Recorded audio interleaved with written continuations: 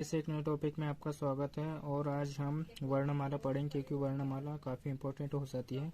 तो चलिए देखते हैं। वर्णमाला वर्णमाला की परिभाषा हमारे पास दी गई है। वर्णों के समूह को वर्णमाला कहते हैं। ठीक है, वर्णों के समूह को वर्णमाला कहते हैं। वर्ण जो होते हैं वर्णमाला में वो 48 प्रकार के होते हैं। और स्वर की अगर बात करें तो 11 होते हैं। ठीक है, व्यंजनों की अगर बात करें तो 33 होते हैं। कुल व्यंजन 35 होते हैं। कुल व्यंजन कितने होते हैं? 35 होते हैं। कुल स्वर कितने होते हैं? 13 होते हैं। ठीक है, अगर पूरे मिला के जो वर्णमाला की संख्या जो होती है वो कितनी होती है? कुल वर्ण यानी 52 होती है। ठीक है, फिर से एक बार देख लेते हैं। वर्णमाला की परिभाषा हमारे पास दी हुई है। वर्णों के समूह को वर्णमाला कहते हैं। ठीक है, वर्ण कितने हैं? 48 है। ठीक है, स्वर कितने हैं? 11। व्यंजनों की संख्या कितनी है हमारे पास में? 33 है। ठीक है, कुल व्यंजन कितने हैं? 35। कुल स्वर की अगर बात करें तो 13 है हमारे पास में। ठीक है, कुल वर्ण की अगर बात करें तो कितने हैं हमारे पास में? 52 है। ठीक है, नेक्स्ट देखते हैं। दिए हुआ तो वर्णमाला को दो भागों में बांटा जाता है, यानी स्वर में बांटा जाता है और व्यंजन में बांटा जाता है। ठीक है, अगर स्वर की बात की जाए दोस्तों तो स्वर जो है ना वो 3 प्रकार के होते हैं, यानी ह्रस्व स्वर होता है और दीर्घ स्वर होता है और प्लुत स्वर होता है ना।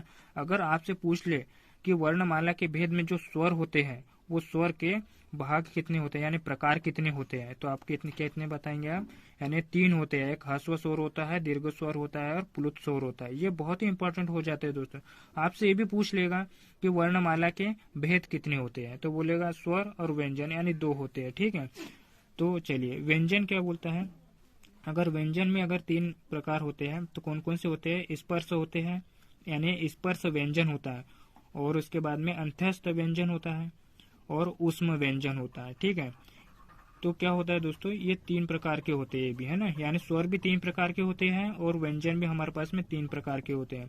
तो ये अभी आपको यहाँ से भी क्वेश्चन बन सकता है क्योंकि ये बहुत इंपॉर्टेंट वर्णमाला है। ठीक है, क्योंकि सारे चैप्टरों में से वर्णमाला बहुत इंपॉर्टेंट है। यहाँ से एक क्वेश्चन बनता ही बनता है। पटवारी हो गया, एमपीपीएससी हो गया, जिस भी सब्जेक्ट में ग्रामर वगैरह पूछी जाती है वहाँ यहाँ से 1 नंबर आपका पक्का हो जाता है। ठीक है, इसकी परिभाषा देख लेते हैं हम लोग, है ना। तो चलिए देखते हैं। तो ये व्यंजन की परिभाषा है दोस्तों, है ना। इसे भी ये भी बहुत ही इंपॉर्टेंट है, यानी व्यंजन की परिभाषा। ठीक है, तो जिन वर्णों का उच्चारण यानी जिन वर्णमाला जो होती है उनके वर्णों का जो उच्चारण हम लोग करते हैं उस वर्ण की सहायता से होता है, उन्हें हम क्या कहते हैं दोस्तों? व्यंजन कहते हैं। क्या कहते हैं? व्यंजन कहते हैं। ठीक है, यानी जिन वर्णों का उच्चारण स्वर की सहायता से होता है उन्हें व्यंजन कहते हैं। ठीक है, तो ह्रस्व स्वर और लघु स्वर की बात करें तो ये भी बहुत ही इंपॉर्टेंट हो जाते हैं। इसकी परिभाषा हम देख लेते हैं स्वर की। ठीक है, यानी ह्रस्व स्वर की परिभाषा देख लेते हैं। ऐसे स्वर जिनको बोलने में कम समय लगता हो। अगर दोस्तों ऐसे स्वर जिनको बोलने में कम समय लगता हो उनको ह्रस्व स्वर कहेंगे, है ना। और ह्रस्व स्वर की संख्या कितनी होती है? 4 होती है। ठीक है, 4 होती है ह्रस्व स्वर की संख्या। अगर आपको पूछ ले कि ह्रस्व स्वर की संख्याएं कितनी होती है तो आप कितने बताना? 4। ठीक है, 4 मतलब ह्रस्व स्वर कितने प्रकार के होते हैं? 4। तो कौन कौन से? अ हो जाता है, ई, उ, ऋषि, है ना, यानी 4 प्रकार के हो जाते। दीर्घ स्वर की बात करें तो दीर्घ स्वर की जो परिभाषाएं हैं वह ऐसे स्वर जिनको बोलने में अधिक समय लगता है। ऐसे स्वर जिनको बोलने में अधिक समय लगता है उनको दीर्घ स्वर कहते हैं। ठीक है, इनकी संख्याओं की बात करें तो 7 होती है। ठीक है, आपसे अगर पेपर में पूछ लिए कि दीर्घ स्वर की संख्या कितनी होती है तो 7 होती है। और वो कौन कौन सी होती है ये देखो। आ, बड़ी ई, उ, ए, छोटा छोटा ए, बड़ा ए, ओ, औ, है ना। यानी 7 होती है इनकी संख्या है। कितनी होती है दीर्घ स्वर की संख्या है? 7 होती है। ठीक है, कौन कौन सी होती है? आ, ई, उ, ए, ओ, औ। ठीक है, यानी 7 होती है। अगर हम प्लुत स्वर की बात करें तो वे स्वर जिनके उच्चारण में दीर्घ स्वर में भी अधिक समय लगता है, दीर्घ स्वर से भी यानी इस स्वर से भी अधिक समय लगता है, यानी 3 मात्राओं का समय लगता है इसमें, ठीक है। तो ये प्लुत स्वर कहलाते हैं। क्या कहलाते हैं? प्लुत स्वर कहलाते हैं। एक बार फिर से देख लेते हैं। दीर्घ स्वर किसे कहते हैं हम लोग? ऐसे स्वर जिनको बोलने में अधिक समय लगता है उनको दीर्घ स्वर कहते हैं। इनकी संख्याएं 7 होती है, जैसे कि आ, ई, उ, ए, ओ, औ, ठीक है। प्लुत स्वर की बात करें तो वे स्वर जिनमें उच्चारण में दीर्घ स्वर से भी अधिक समय यानी 3 मात्राओं का समय लगता है, प्लुत स्वर कहलाते हैं, ठीक है। नेक्स्ट देखते हैं। और प्लुत स्वर की बात करें तो इसकी और एक परिभाषा दी हुई है दोस्तों। जिस स्वर के उच्चारण में तिगुना समय लगे प्लुत स्वर कहलाते हैं, यानी प्लुत स्वर कहते हैं, ठीक है। जिस स्वर के उच्चारण में तिगुना समय लगे प्लुत स्वर कहते हैं उसे, ठीक है। नेक्स्ट देखते हैं। अगर व्यंजन की बात करें दोस्तों, तो व्यंजन में स्पष्ट व्यंजन की अगर बात करें तो ये होते हैं क से लेकर म तक होते हैं ये, ठीक है। इनकी संख्या 25 होती है। प्रत्येक वर्ग में 5 अक्षर होते हैं, यानी प्रत्येक वर्ग में कितने अक्षर होते हैं? 5 अक्षर होते हैं। अगर क वर्ग की बात की जाए तो कितने अक्षर होंगे? 1 2 3 4 5, ठीक है, यानी 5 अक्षर होंगे, ठीक है। ये वही पूछ रहा है, ठीक है। अगर आपसे क से लेकर म तक कितने अक्षर होते हैं बोलेगा, तो कितने होते हैं? 25 होते हैं। देखो, क से लेकर म तक के आपको बताना है तो कितने अक्षर बताओगे आप? 25 होते हैं, ठीक है, 25। अगर हम इसकी अगर चलो क देख लेते हैं पहले, ठीक है। क वर्ग के जो अक्षर है उनके बारे में हम देख लेते हैं, ठीक है। तो क ख घ घ ड़, ठीक है। ये जो है ना कंठ से स्पर्श करने वाले अक्षर है दोस्तों।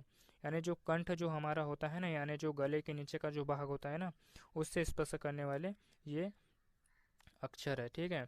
च वर्ग की अगर बात की जाए तो च छ ज झ न, ठीक है। अण बोलते भी है इसको दोस्तों, ठीक है। ये तालु को स्पर्श करने वाले जो हमारे दांत के नीचे का जो मतलब जो दांत होते हैं ना, हमारे दांत के नीचे का जो मतलब तालु होता है, उसे हम स्पर्श करने वाले ये शब्द होते हैं, ठीक है दोस्तों।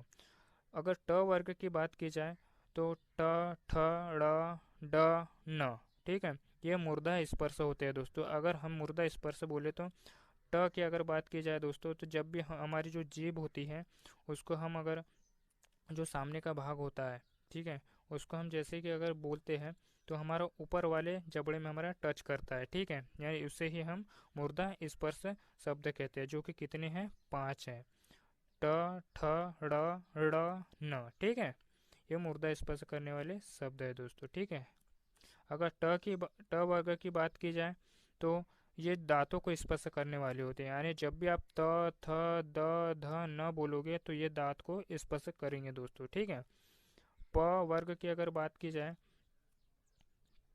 प वर्ग की अगर बात करें तो ये होठों को स्पर्श करने वाले हैं। जब भी आप प फ ब भ म बोलोगे तो कहाँ स्पर्श? आपके होठों होठों को स्पर्श करेगा दोस्तों जब भी है, ठीक है।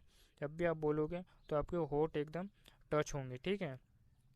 तो ये बहुत ही इंपॉर्टेंट है दोस्तों। अगर आपको क वर्ग में पूछे तो आप सीधा क ख घ घ ड़ बता देना, ठीक है। कि और ये स्पर्श कंठ को स्पर्श करते हैं दोस्तों। अगर ट वर्ग की बात करें तो च छ झ झ न, यानी ये तालु को स्पर्श करते हैं। ट वर्ग की बात करें ट ठ ढ न न, मूर्धा स्पर्श को करते हैं दोस्तों ये, ठीक है। और त वर्ग की बात करें तो ये दांतों को स्पर्श करते हैं, यानी त थ द ध न, ठीक है। प वर्ग की बात करें दोस्तों तो ये होठों को स्पर्श करते हैं, ठीक है।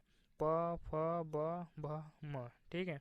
यानी आप प वर्ग के में पूछेगा आपको कि कितने शब्द हैं, तो 5 बताना है, ठीक है। उसी तरह आप इसमें से क च ट थ प में अगर पूछें तो आपको जो भी अगर एक से पूछता है तो आपको 5 बताना है, ठीक है दोस्तों। अगर आपसे सभी से पूछें यानी सभी में कितने अक्षर होते हैं, यानी क से लेकर म तक, तो आपको कितने बताने हैं? 25 बताने हैं, ठीक है। तो चलिए नेक्स्ट देखते हैं दोस्तों।